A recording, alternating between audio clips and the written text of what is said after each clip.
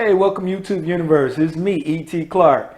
Hey, to get started, I want to say that I am not a financial advisor. I'm not your financial advisor. I'm just a self-taught investor who likes to talk about stocks and increasing one's financial literacy. Now, today's video, I'm going to talk about my top 5 monthly dividend paying stocks. Now, I believe that dividend paying stocks should be part of everyone's stock portfolio. And what I'm going to do is I'm going to discuss the ones that I consider my top 5. I have a total of 22 dividend paying stocks, of which 13 are paying out on a monthly basis. And these are the top 5. So, enjoy.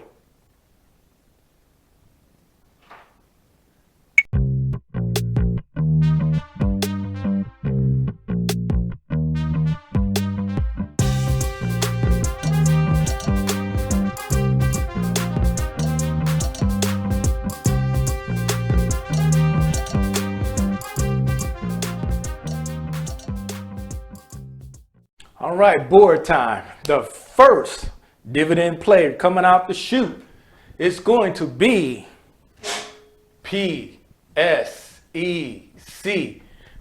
Prospect Capital, PSAC, Prospect Capital. Boy, I tell you what, I've had Prospect Capital for well over a year. It's been a great money maker for me. I love this stock. I've been accumulating even more because I love the payout. Now, Prospect Capital, PSAC, is a business development company. What they do is they loan out money to medium-sized companies, mostly are going to be private companies, to help them get the capital that they need for their operations. And the current price of PSAT is $8. Woo, boy, my handwriting is bad. I don't know what that looks. That don't look like an 8 to me, but it's $8 per share. All right. The yield that it's currently paying is 9% yield. And the monthly payout is 6 cents per share. Now, the next one that we have is another business development company. This one here, once again, I've had this one for about a year. I've loved the results, and I'm in the process now of accumulating even more of these. And this one here is Main Street Capital. Main, M-A-I-N. It is a business development company. They do the same thing as PSAT. And the current price for Main Street Capital is a little pricey here. $40.55. And they pay out a 6% yield. And they pay 20.5 cents per share per month. All right, so right off the bat, we have 2 business development companies. The third one that we have on the books here is QYLD. QYLD actually it's an ETF. Exchange Traded Fund. And what they specialize in is covered calls. And they use the NASDAQ to write their covered calls. So the NASDAQ 100, they write covered calls on that, and it is an ETF. QYLD currently is sitting at a price of $21.97. And it has a, get this, 12% yield, and the payout has been averaging about 23 cents per month per share. We'll get back to that. I'm going to talk a little bit more about QYLD. The next one we have on the charts here is SPHD. This one here is the S&P 500. Is the S&P 500 high yield, low volatility. And that also is an ETF. Currently, SPHD is at a price of $45.33 with a yield of 4.15%. And they pay out 12.5 cents per month. All right. And the last one we have here is, I tell you what, this should be the cornerstone of every dividend portfolio. And it's is magic. That's right. This one here is income is O, income property. This here is a, it's a REIT. A REIT stands for Real Estate Investment Trust. This one here specializes in single tenant commercial properties. You know, normally a lot of their clients are like Walgreens, Sam's, some Walmarts, 7-Elevens. They have the fitness centers there, AMC theaters, which you're not doing much right now, but that's the type of properties that they buy and manage. Oh, currently right now is sitting at $66.19, and they're paying out a 4.26% yield, and you're looking at 0.235 cents per month. In other words, 24 cents per month per share payout. One of the things about realty income, that's what O is that it is a dividend aristocrat. The only one on the list here that's a dividend aristocrat. A dividend aristocrat is a company that pays out dividends consistently for 25 years. And also within those 25 years, they consistently raise their yield on that. So this here is a dividend aristocrat. Now, if you look at this, you'll see that we have two business developments. We have one that's tracking the NASDAQ, writing covered calls, and we have one that's covering the S&P 500, high yield, low volatility stocks, and we have the granddaddy of all REITs out there, O, Income Realty. So that there is pretty much a diversified dividend portfolio, somewhere to start. If you don't have these in there, you can start working on building. If you're definitely new to building up your dividend portfolio, this is pretty much where I started. And I currently right now in my dividend portfolio, I'm making about 200 and close to 290 bucks per month in straight dividends. Now, let's talk about this side of the board. This side of the board is going to really discuss how to possibly build up your dividend portfolio. So let's take a look at that. All right, let's just take a look at the actual ownership of owning those top 5 monthly dividend paying stocks. As you can already see, I've already plugged the numbers in here, so let's just go over those numbers. And I'm using 10 shares for a couple of reasons. First of all, it's going to be easy math. And second of all, if you're new, if you're a beginner, I would definitely recommend that. Let's start out there. Let's start out accumulating 10 shares of each one of these. All right. What you're going to have is first of all, you're going to be diversified. You're looking at 2 business development. You're looking at something that's going to cover the NASDAQ, the S&P 500, and you have a REIT in there. So let's start here. 10 shares. And quite naturally, if you already have more capital to invest in this, all you got to do is just, move the decimal point over however many spaces. If you're going from 10 to 100, move it over to the right 1 space, 1,000, 2 space. You get it. All right, so let's go with PSAC. If you got 10 shares of PSAC, it's going to cost you $80. It's going to give you 60 cents per month. Your yearly total that you're going to receive is $7.20. Main Street Capital, 10 shares are going to cost you $405.50. It's going to pay you $2.05 per month.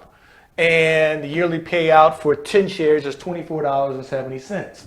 As I was saying, if this is 100 shares, all you got to do is just move that decimal point over 1 space to the right.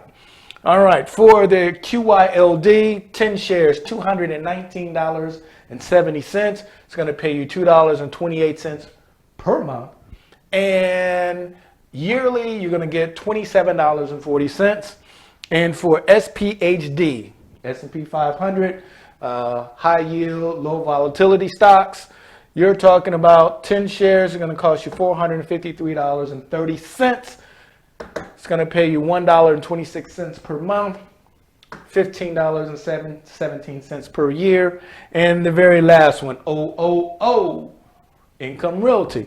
10 shares are going to cost you $661.90.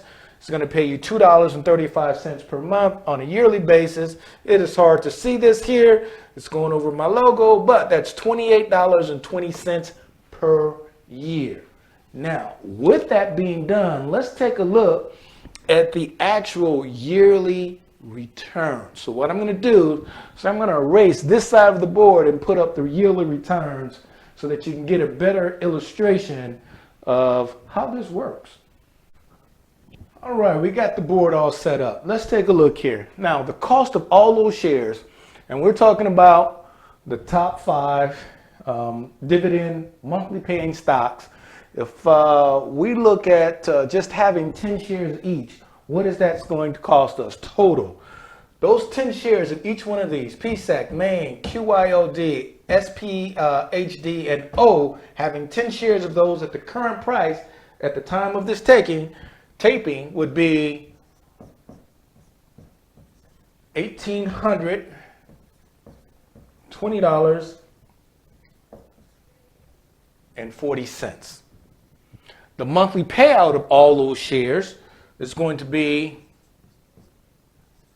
$8.55. Now, the yearly payout that you're going to receive is $102.56. Now, you're investing $1,820 to get a yearly payout of $102. That gives you a return of your investment of 6%. 6% return on your investment. So don't look at these figures, especially if you're starting out.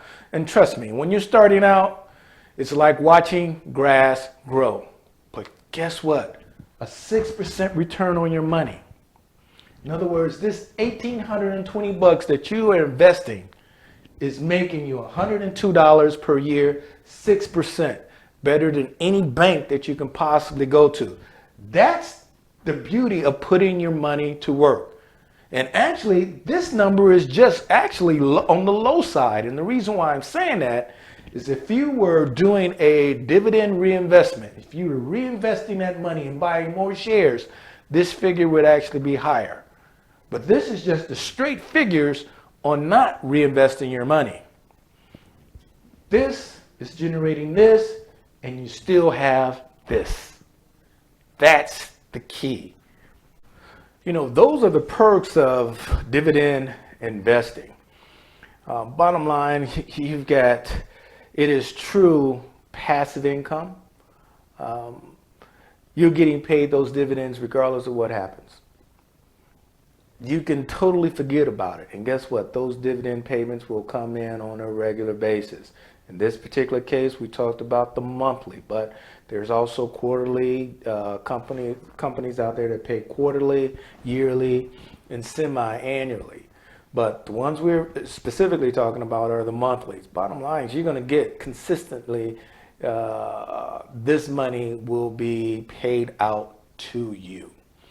And another beauty about this, not only that it's true passive income, but your principal stays intact. Your money is working on a consistent basis now. Also, you're looking at the dividends are going to be increased. All right, as a company does well and makes more money, they're going to pass those savings, that windfall onto you. Now, how to take true advantage of this here, I would recommend anyone that's dividend investing to set up your dividend portfolio, if you qualify for it, in a Roth IRA account. And the reason why you want to set it up there is because the principal gets to grow tax-free, and the dividends that are paid out to you are tax-free. It is a tax-free method of investing. So if you qualify for it, set up your dividend investing in a Roth. If you're not qualified for a Roth, if you don't qualify for a Roth, then my next suggestion would be to set it up in a traditional IRA. It's not tax-free, but it's tax-deferred. All right, so you're not going to pay taxes on it until you take that money out. Now, keep this in mind. I'm definitely a proponent of dividend investing. I like the passive income. I like the idea of growing my money and putting my money to work. But also another key advantage that you want to take advantage of is what they call the DRIP, the Dividend Reinvestment Program. And what that is versus them paying the dividends directly to you, what they'll do is they'll take that dividend and buy more shares.